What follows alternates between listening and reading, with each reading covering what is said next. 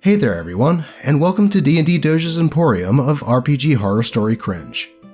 In today's episode, we have a tale about a player that cannot separate player from character, a story about a lawful good murder hobo, and much more. So, without further ado, let's get into these stories. Paladin demands group kill my character on sight. By Reddit user, CG Bard Usually. This happened back in 2010, I believe, and we were playing 3.5. Most of us involved in the game were in the Navy, and the main cast is me, the DM, and the DM's wife. Me, DM, and two other players were all in the Navy and on the same ship. We found out that we were all into D&D through a random conversation that came up, all got really excited, and decided to set up a campaign. The DM said that we could have meetings at his house, and since I crashed on his couch occasionally, I already knew that he had the space to accommodate us. DM said his wife would want to play, and one of our other players said that his wife would also like to play, so that gave us 5 players and a DM. The ship was going to deploy in 2 months, so the DM said we could just give him our character sheets and backstories to approve before the first meeting. I told him that I'd always been a chaotic good bard or rogue, and was interested in doing something very different. I had a concept put together for a lawful evil monk, and possibly doing a sort of redemption arc wherein the monk, through the power of friendship, eventually shifts to good. DM said that sounded like a really cool idea, and approved it. The day of the first session arrived, and, in the interest of time, we did the "you all meet in a tavern" hand wave for why we're all together. That's when DM's wife, a lawful good paladin, says to the rest of the party, "The monk is evil. I can sense it. We cannot travel together with this darkness among us. Join me in killing the evil hiding within our ranks." The rest of the party told her out of character, "Absolutely not. We're not killing off a character in the first meeting. That would mean that she doesn't even get to play, and will be behind because she has to make a whole new character sheet. Can't your paladin just let this slide?" This is when she dropped the crappy metagamey bomb on me. "It's not just a paladin. I will not play with an evil character." DM tried to explain the alignment shift arc that we had planned, but she was adamant that she wouldn't play with someone quote-unquote evil while pointing at me. I was super confused because, again, I crashed on this guy's couch a couple of times a week when I didn't feel like sleeping on the ship. His wife knew me, and we got along.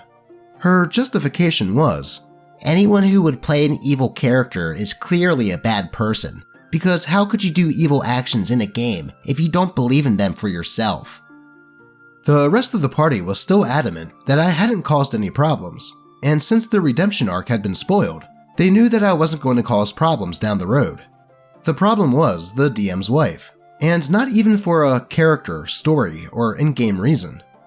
She couldn't separate the player from the character, and that wasn't something any of us wanted in our game. When the party refused to kill my character, which I guess she thought would teach me a lesson about why playing an evil character is bad, she had her character fall upon her own sword. What? Which really killed the vibe.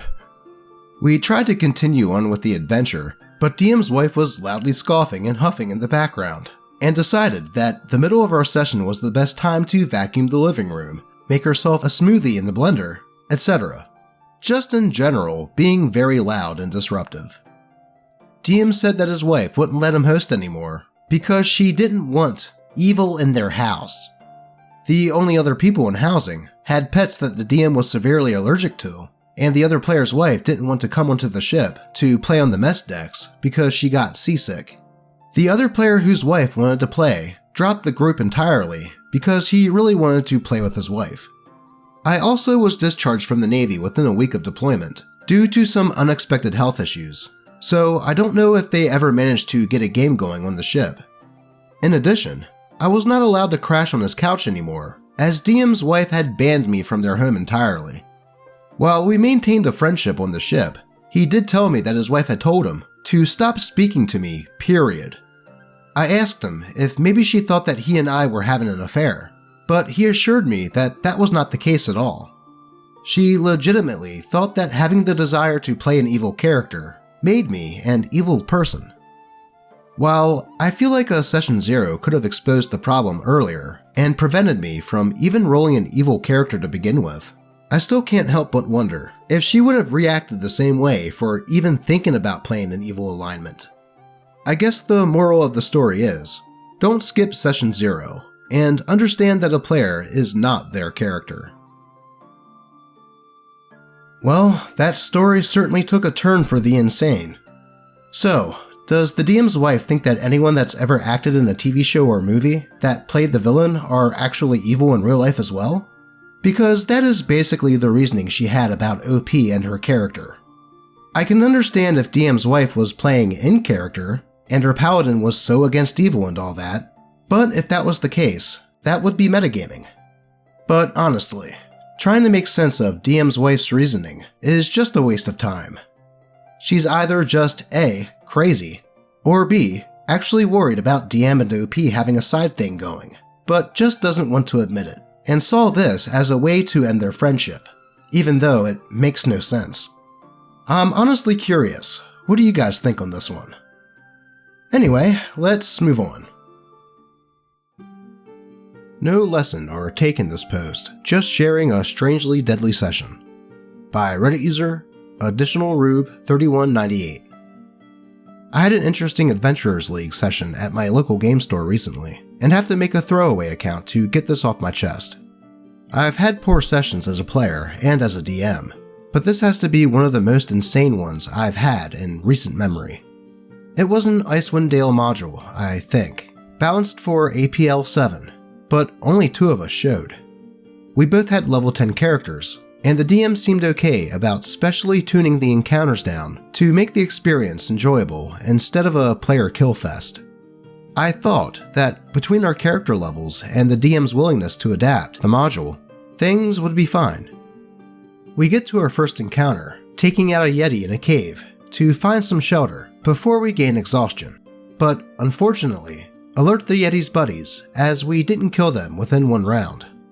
5 Yetis show up, 4 to block our path away from the cave, and 1 Boss Yeti, who turns out to be an abominable Yeti, and blocks our path into the cave. At this point, I didn't know how Chilling Stare works, so I believe the DM when he has us both rolling con saves for each Yeti's Chilling Stare, even after saving against the first one. Our 2-character party ends up paralyzed as every Yeti does a full round of attacks against us. Somehow, we manage to survive that round, and we both decide to run away, taking more opportunity attacks who mostly miss our high AC. We have a short break here, and tell the DM that the encounters are way overtuned, mainly discussing the action economy balance that was tilted way out of our favor. The DM seems receptive, so after the discussion, we players decide to press on and risk taking a short rest after traveling some distance. We get ambushed, of course, negating our short rest as we didn't complete it, and faced off against 4 Yetis, with one of the Yetis, of course, being the abominable Yeti. This was DM's rebalancing of the encounter, removing 1 Yeti. So we last about 2 rounds before we TPK. The DM retcons that we were just knocked unconscious and expresses surprise that we couldn't survive. I'm ready to cut my losses at this point, as it's only been an hour, but my fellow player really wants to finish the session out, so I stick it out for them and hope things will get better. The next 2 encounters we have are difficult, but not unreasonable, so I think maybe the DM has hit their stride with balancing the session, but they look unhappy. Our resources at this point are completely depleted, and I'm thinking that the DM will give us a short rest, or a MacGuffin to help us finish out the session. We get to a puzzle section and a combat encounter with the Wolf Tribe Chieftain, I think. And we've TPK'd once more, as the Chieftain kills our characters in 2 rounds. This was a waste of a Wednesday night, but the best part was, the DM didn't reveal that they were using flanking rules against us, the players, until after our characters had died the first time. I had to share this on a platform somewhere, and I don't really care if anyone reads this. Just posting this is cathartic for me. Yeah, I'd say making a party of 2 people face up against 5 Yetis is a bit much.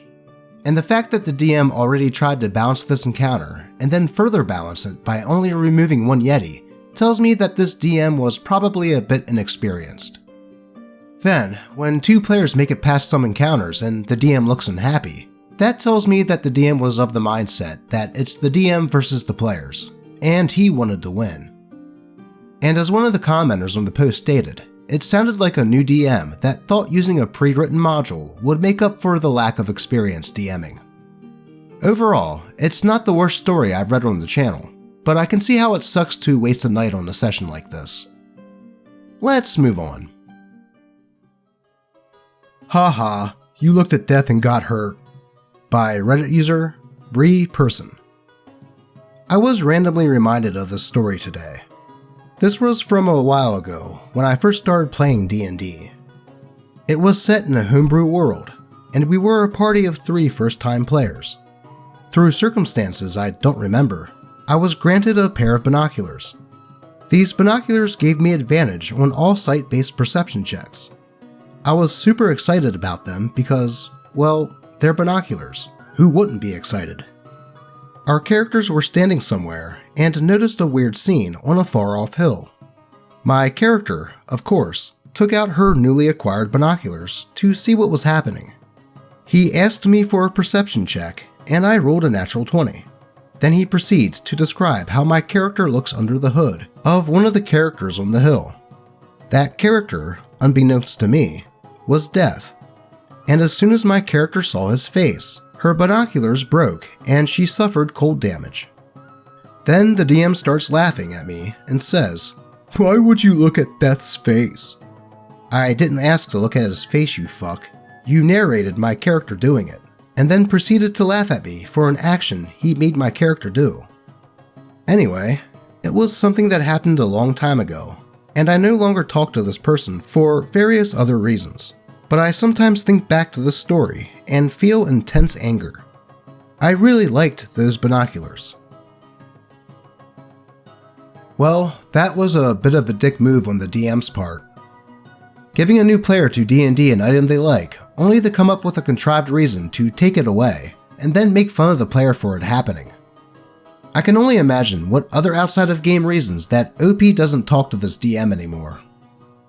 But before we get into the following story, I have to say that you should leave a like on the video if you're enjoying it so far, because, well, to be quite frank, Simba's watching you.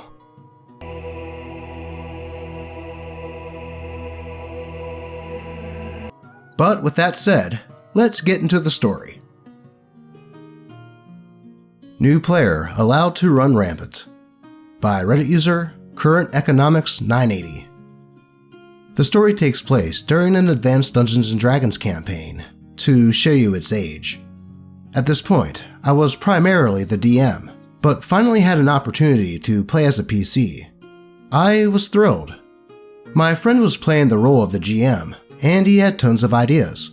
Though, here comes the issue. When his girlfriend found out, she wanted her younger brother, 18, to play with us. This led to the following party configuration.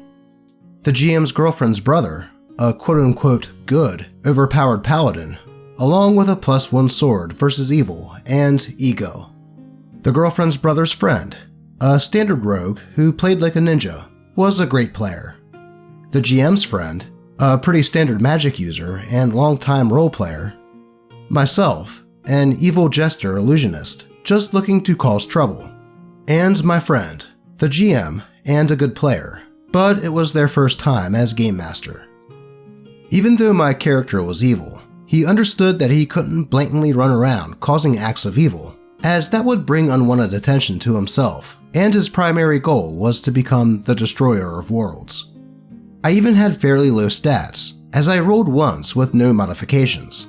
I didn't mind, because I could roleplay myself out of most situations. I would spend most of his time playing practical jokes on NPCs, while trying to seek out some kind of artifact of power to help bring upon a calamity. I was also equipped with a bag of tricks and illusionary spells, which I'd use to cause havoc in battles and when needed, like creating an illusion to distract enemies, while the rest of the party would snuff them out. I once even switched sides in one encounter, when bandits ambushed us and held us at their mercy. I didn't even bat an eye. All the other players were like, what the hell? Until I positioned myself behind the bandit leader and took him by surprise, thus giving my party the chance to thwart them. My character would use this band of merry adventurers to meet his goals, and what better place to hide from the forces of good than in plain sight among the forces of good. Enter Paladin. You know, the good guy. The GM basically allowed the Paladin to make an overpowered character with super high stats and killer starting gear, even though we were all started at level 1. Now, I could get over the Paladin's metagaming, as it was his first time playing, and his lack of role-playing. But on top of main character syndrome, the GM would allow him to pretty much get away with anything. For the rest of us, this meant that we always had to follow his lead. Then he started to show his true colors. He proceeded to start kicking peasants, assaulting bar wenches, telling off kings, and taking what he wanted from the weak. You know, the typical good guy stuff. He forcefully took gear from shops, abused his power, ridiculed others based on their size, color, race, or gender, and was an overall asshole. On top of this, he would constantly get us into crap by picking fights when not needed, and bogging down the adventure constantly. Everyone was getting very annoyed, so I took it upon my evil self to start directing my practical jokes onto him in the defense of these poor peasants and players. I really just wanted to mess with him for being a shitbreak. It started small, stealing his gold and giving it back to the shopkeepers he had stolen it from, creating illusions to keep him up during rests, etc. All this being done through small notes passed to the GM, followed by me rolling for it. At first, the GM was reluctant, but I explained that my character, really trying to stay in hiding, would try to right the wrongs of the Paladin as to not bring unwanted attention upon us and the wrath of the forces of good. Plus, there is only enough room for one bad guy here. This continued for a few sessions. Paladin doing dumb and cruel crap, and me, an evil jester, fixing it all while messing with him. And he was not catching on. Then, it finally all came to a head. Paladin began to bully his friend and grope the magic user. So, I decided to use magic glue and a homebrewed magic itching powder on his armor during a long rest. Again, all done through note passing and rolling in secret. Come morning, he awakens and puts on said armor. Almost immediately, he begins to itch, giving him severe negatives to everything that he did. He discovered that the armor couldn't be removed, so he urinated into his helmet and poured it into the armor to try to make the itching stop. The GM stated, "Well, you can't take off the armor. You still itch like crazy, and now you stink of piss." Well, they say it's better to be pissed off than pissed on, but at this point, I think he was both. He was angry and started to yell at the GM, and the GM quickly stated that it was me, that I had done it. So, he attacks and comes at my jester. The party doesn't take it seriously, as they are still laughing, but I protest, stating that he wouldn't know, that it's out of game knowledge. My jester is very weak, and not combat oriented at all, so I run. After a few rounds, he gets a natural crit and strikes me. After damage is rolled, I'm brought down to 1 HP, and the party finally stops him. The GM starts laughing and says, "Well, at least you're still alive." Though I remind the GM of my alignment, and remind him of Paladin's +1 versus Evil's sword, which would push me down to 0. So my character's dead. The GM states, No, it's okay, you're still alive." But I retorted, I'd rather not be. For us, he was the horror story. But for him, I was his personal horror story. But if you think about it, he got my evil character to do good deeds, and in the end, good smited evil. Thankfully, I never played with Paladin again, though I did enjoy tormenting him. Honestly, the moment that Paladin started flexing his power over the NPCs that were weaker than him, the DM should have called him out on it, or changed his alignment.